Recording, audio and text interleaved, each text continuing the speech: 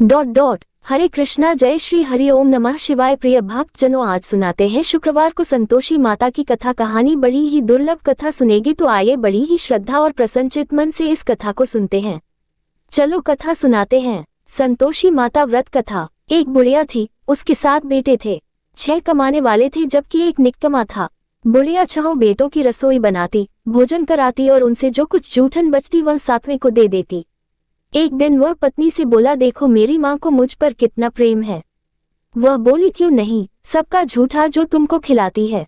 वह बोला, ऐसा नहीं हो सकता है, मैं जब तक आंखों से न देख लूं मान नहीं सकता। बहू हंसकर बोली, देख लोगे तब तो मानोगे। कुछ दिन बाद त्योहार आया। घर में 7 प्रकार के भोजन और चूरमे के लड्डू बने। वह जांचने को सिर दुखने का बहाना कर पतला वस्त्र सिर पर ओढ़े रसोई घर में सो गया। वह कपड़े में से सब देखता रहा। 6 भाई भोजन करने आए। उसने देखा, माँ ने उनके लिए सुंदर आसन बिछा नाना प्रकार की रसोई परोसी और आग्रह करके उन्हें जमाया। वह देखता रहा। 6 भोजन करके उठे तब माँ ने उनकी झूठी थालियों में से लड्डुओं के टुकड़े उठाकर एक लड्डू बनाया। जूठन साफ कर बुढ़िया माँ ने उसे पुकारा, बेटा 6 भाई भोजन कर गए, अब तू ही बाकी है, उठ तू कब खाएगा। वह कहने लगा, माँ मुझे भोजन नहीं करना, मैं अब परदेश जा रहा हूँ। माँ ने कहा, कल जाता हो तो आज चला जा। वह बोला, हाँ आज ही जा रहा हूँ। ये कहकर वह घर से निकल गया। 7वें बेटे का परदेश जाना। चलते समय पत्नी की याद आ गई। वह गौशाला में कंडे उपले थाप रही थी। वहां जाकर बोला, हम जावे परदेश आवेंगे कुछ काल, तुम रहियो संतोष से धर्म आपनो पाल। वह बोली, जाओ पिया आनंद से हमारो सोच हटाया, राम भरोसे हम रहे ईश्वर तुम्हें सहाय। 2 निशानी आपन देख धरू में धीर, सुधी मति हमारी बिसारियो रखियो मन गंभीर। वह बोला, मेरे पास तो कुछ नहीं, यह अंगूठी है सो ले और अपनी कुछ निशानी मुझे दे। वह बोली, मेरे पास क्या है, ये गोबर भरा हाथ है। ये कहकर उसकी पीठ पर गोबर के हाथ की थाप मार दी। वह चल दिया। चलते चलते दूर देश पहुंचा। परदेश में नौकरी। वहां एक साहूकार की दुकान थी। वहां जाकर कहने लगा, भाई मुझे नौकरी पर रख लो। साहूकार को जरूरत थी, बोला रह जा। लड़के ने पूछा, तनख्वाह क्या दोगे। साहूकार ने कहा, काम देखकर दाम मिलेंगे। साहूकार की नौकरी मिली। वह सुबह 7 बजे से 10 बजे तक नौकरी बजाने लगा। कुछ दिनों में दुकान का सारा लेन देन, हिसाब किताब, ग्राहकों को माल बेचना सारा काम करने लगा। साहूकार के 7-8 नौकर थे, वे सब चक्कर खाने लगे, ये तो बहुत होशियार बन गया। सेठ ने भी काम देखा और 3 महीने में ही उसे आधे मुनाफे का हिस्सेदार बना लिया। वह कुछ वर्ष में ही नामी सेठ बन गया और मालिक सारा कारोबार उस पर छोड़कर चला गया। पति की अनुपस्थिति में सास का अत्याचार। इधर उसकी पत्नी को सास ससुर दुख देने लगे, सारी गृहस्थी का काम करा के उसे लकड़ी लेने जंगल में भेजते। इस बीच घर के आटे से जो भूसी निकलती उसकी रोटी बनाकर रख दी जाती और फूटे नारियल की नारेली में पानी। एक दिन वह लकड़ी लेने जा रही थी। रास्ते में बहुत सी स्त्रियां संतोषी माता का व्रत करती दिखाई दी। संतोषी माता का व्रत। वह वहां खड़ी होकर कथा सुनने लगी और पूछा, बहनों तुम किस देवता का व्रत करती हो और उसके करने से क्या फल मिलता है। यदि तुम इस व्रत का विधान मुझे समझा कर कहोगे तो मैं तुम्हारा बड़ा आसान मानूंगी। तब उनमें से एक स्त्री बोली, सुनो, ये संतोषी माता का व्रत है।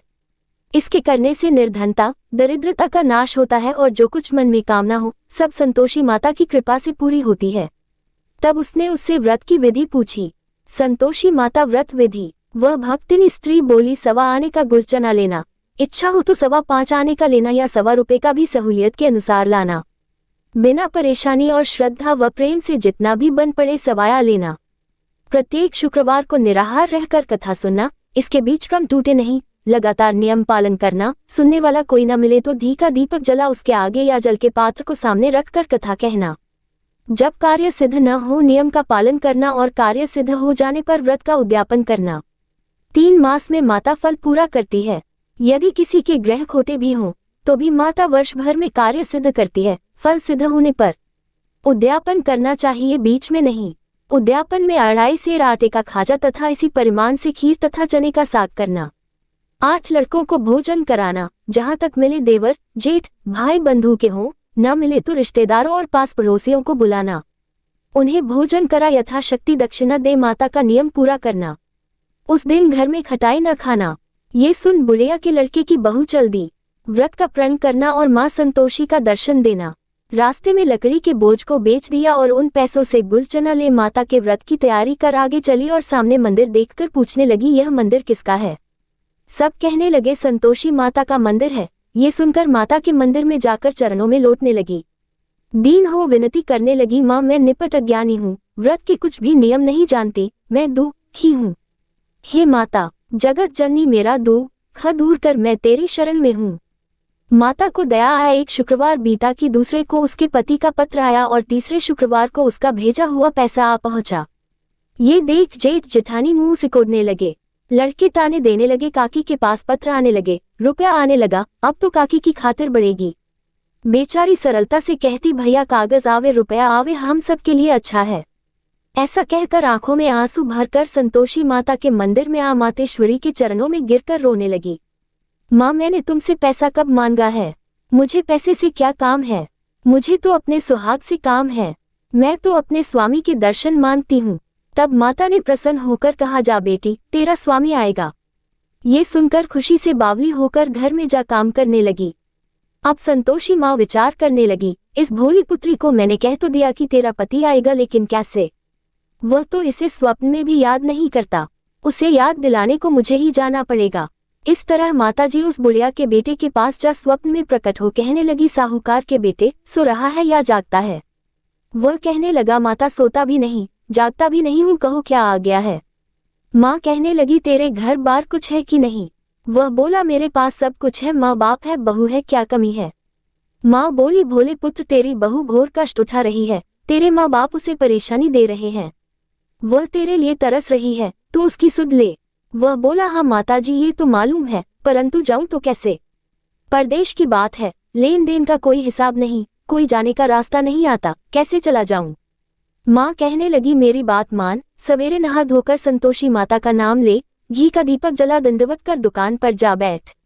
देखते देखते सारा लेन देन चुक जाएगा, जमा का माल बिक जाएगा, सांझ होते होते धन का भारी ढेर लग जाएगा। अब बूढ़े की बात मानकर वह नहा धोकर संतोषी माता को दंडवत घी का दीपक जला दुकान पर जा बैठा। थोड़ी देर में देने वाले रुपया लाने लगे, लेने वाले हिसाब लेने लगे। कोठे में भरे सामान के खरीददार नकद दाम दे सौदा करने लगे। शाम तक धन का भारी ढेर लग गया।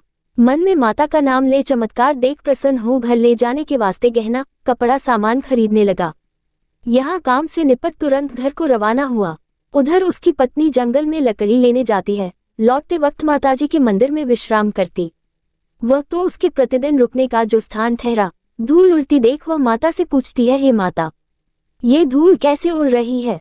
माता कहती है, हे पुत्री तेरा पति आ रहा है, अब तू ऐसा कर लकड़ियों के 3 बोझ बना ले, एक नदी के किनारे रख और दूसरा मेरे मंदिर पर व तीसरा अपने सिर पर। तेरे पति को लकड़ियों का गट्ठर देख मोह पैदा होगा, वह यहाँ रुकेगा, नाश्ता पानी खाकर माँ से मिलने जाएगा, तब तू लकड़ियों का बोझ उठाकर जाना और चौक में गट्ठर डालकर जोर से आवाज लगाना, लो सासू जी लकड़ियों का गट्ठर लो, भूसी की रोटी दो, नारियल के खेपड़े में पानी दो, आज मेहमान कौन आया है? माताजी से बहुत अच्छा कहकर वह प्रसन्न मन से लकड़ियों के 3 गट्ठर बनाए, एक नदी के किनारे पर और एक माताजी के मंदिर पर रखा।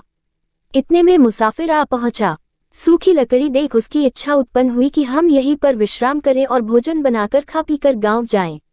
इसी तरह रुककर भोजन बना, विश्राम करके गांव को गया। सबसे प्रेम से मिला। उसी समय सिर पर लकड़ी का गट्ठर लिए वह उतावली सी आती है।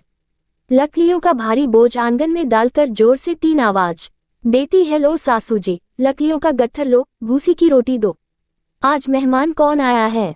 ये सुनकर उसकी सास बाहर आकर अपने दिए हुए कष्टों को भुलाने हेतु कहती है, बहू ऐसा क्यों कहती है? तेरा मालिक ही तो आया है, आ बैठ, मीठा भात खा, भोजन कर, कपड़े गहने पहन।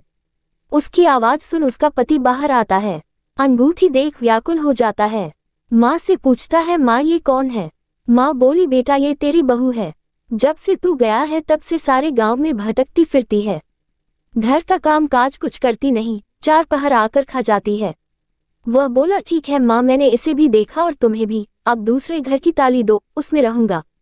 माँ बोली, ठीक है जैसी तेरी मर्जी। तब वह दूसरे मकान की तीसरी मंजिल का कमरा खोल सारा सामान जमाया। एक दिन में राजा के महल जैसा ठाट बाट बन गया। अब क्या था, बहू सुख भोगने लगी। इतने में शुक्रवार आया। शुक्रवार व्रत के उद्यापन में हुई भूल, किया खटाई का इस्तेमाल। उसने पति से कहा, मुझे संतोषी माता के व्रत का उद्यापन करना है। पति बोला, खुशी से कर लो। वह उद्यापन की तैयारी करने लगी। जेठानी के लड़कों को भोजन के लिए कहने गई। उन्होंने मंजूर किया, परंतु पीछे से जेठानी ने अपने बच्चों को सिखाया, देखो भोजन के समय खटाई मांगना, जिससे उसका उद्यापन पूरा न हो। लड़के जीने आए खीर खाना पेट भर खाया, परंतु बाद में खाते ही कहने लगे, हमें खटाई दो, खीर खाना हमको नहीं भाता, देखकर अरुचि होती है। वह कहने लगी, भाई खटाई किसी को नहीं दी जाएगी, ये तो संतोषी माता का प्रसाद है। लड़के उठ खड़े हुए, बोले, पैसा लाओ। भोली बहू कुछ जानती नहीं थी, उन्हें पैसे दे दिए। लड़के उसी समय हट करके इमली खटाई ले खाने लगे। ये देखकर बहू पर माताजी ने कोप किया। राजा के दूत उसके पति को पकड़ कर ले गए। जेठ जेठानी मनमाने वचन कहने लगे, लूट लूट कर धन इकट्ठा कर लाया है, अब सब मालूम पड़ जाएगा जब जेल की मार खाएगा। बहू से यह सहन नहीं हुए। माँ संतोषी से मांगी माफी। रोती हुई माताजी के मंदिर गई, कहने लगी, हे माता, तुमने क्या किया? हंसाकर अब भक्तों को रुलाने लगी। माता बोली, बेटी तूने उद्यापन करके मेरा व्रत भंग किया है। वह कहने लगी, माता मैंने कुछ अपराध किया है, मैंने तो भूल से लड़कों को पैसे दे दिए थे, मुझे क्षमा करो, मैं फिर तुम्हारा उद्यापन करूंगी। माँ बोली, अब भूल मत करना। वह कहती है, अब भूल नहीं होगी, अब बतलाओ वे कैसे आवेंगे। माँ बोली, जा पुत्री, तेरा पति तुझे रास्ते में आता मिलेगा। वह निकली, राह में पति आता मिला। वह पूछी, कहाँ गए थे? वह कहने लगा, इतना धन जो कमाया है उसका टैक्स राजा ने मांगा था, वह भरने गया था। वह प्रसन्न हो बोली, भला हुआ, अब घर को चलो। कुछ दिन बाद फिर शुक्रवार आया, फिर किया व्रत का उद्यापन। वह बोली, मुझे फिर माता का उद्यापन करना है। पति ने कहा, करो। बहू फिर जेठ के लड़कों को भोजन को कहने गई। जेठानी ने एक दो बातें सुनाई और सब लड़कों को सिखाने लगी, तुम सब लोग पहले ही खटाई मांगना। लड़के भोजन से पहले कहने लगे, हमें खीर नहीं खानी, हमारा जी बिगड़ता है, कुछ खटाई खाने को दो। वह बोली, खटाई किसी को नहीं मिलेगी, आना हो तो आओ। वह ब्राह्मण के लड़के लाकर भोजन कराने लगी। यथाशक्ति दक्षिणा की जगह एक एक फल उन्हें दिया। संतोषी माता प्रसन्न हुई। संतोषी माता का फल, माता की कृपा होते ही 9वें मास में उसके चंद्रमा के समान सुंदर पुत्र प्राप्त हुआ। पुत्र को पाकर प्रतिदिन माता जी के मंदिर को जाने लगी। माँ ने सोचा, ये रोज आती है, आज क्यों न इसके घर चलूं। यह विचार कर माता ने भयानक रूप बनाया। गुड़ चने से सनामुख, ऊपर सून के समान होठ, उस पर मक्खियां भिन भिन कर रही थी। देहली पर पैर रखते ही उसकी सास चिल्लाई, देखो रे, कोई चुड़ैल डाकिन चली आ रही है, लड़कों इसे भगाओ, नहीं तो किसी को खा जाएगी। लड़के भगाने लगे, चिल्लाकर खिड़की बंद करने लगे।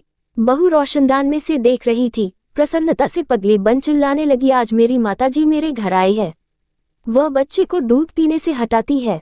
इतने में सास का क्रोध फट पड़ा। वह बोली, क्या उतावली हुई है? बच्चे को पटक दिया। इतने में माँ के प्रताप से लड़के ही लड़के नजर आने लगे। वह बोली, माँ मैं जिसका व्रत करती हूँ ये संतोषी माता है।